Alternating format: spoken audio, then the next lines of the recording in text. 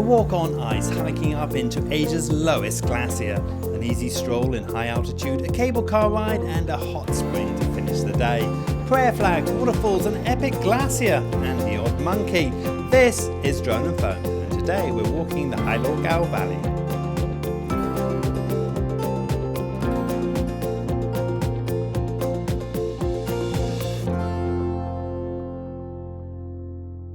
Welcome to Drone and Phone, the show where I take this tiny little drone here and the phone that I'm filming with you right now and show you some of Asia's best one-day outdoor adventures. We are second in the series of our Sichuan adventure. I'm with Jack. What are we going to be doing today? Yes, here we're at Glacier, and later we will go for a hike to see this beautiful glacier. By the end of the day, we'll have a surprise for you. Fantastic, a great hike in store, maybe a cable car ride and a surprise at the end of the day. Let's get going. Let's go.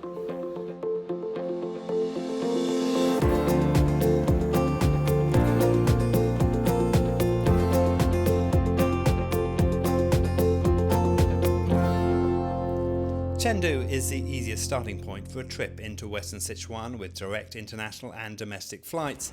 In the last episode we flew into Chengdu and then drove 7 hours to the town of Moshi, where we spent a day investigating the town and the rainforests up the Hailuogou Valley.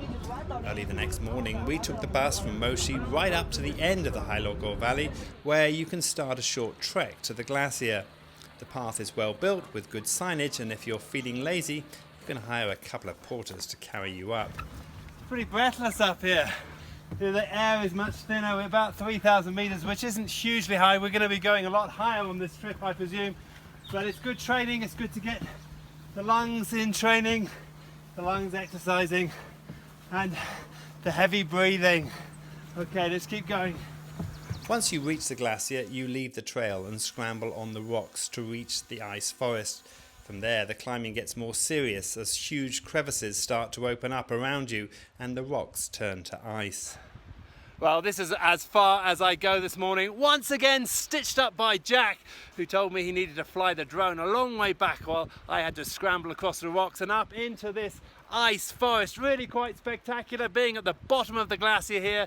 Beautiful formations, fantastic walk, about 1.5 kilometers, so really not that challenging.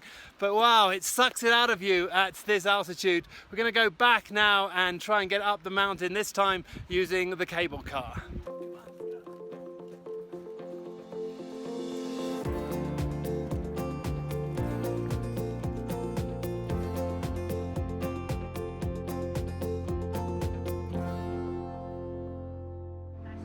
To get a better view of the glacier and continue the walk, take the cable car up to the final camp. The view from the ride is pretty amazing on a clear day as waterfalls cascade around you and the glaciers open up in full. After taking in the spectacle from one of the viewing platforms, make your way up the paths that take you past small temples and prayer flags and up onto the hill that overlooks you. It's not a challenging walk, but a good chance to acclimatise to the altitude. I would highly recommend a stay in the hotel attached to the hot springs halfway down. It's a great way to unwind at the end of the day.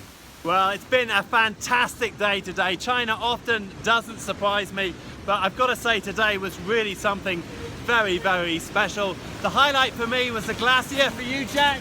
It's not here yet. Well, we're going to go off and try the hot springs. Now, if you like this show and you never want to miss an episode, please like our Facebook page on facebook.com/Drone and Phone. You'll also find all of our previous episodes nicely catalogued on droneandphone.com. My name is DJ Clark. I'm Jack. And this is Drone and Phone.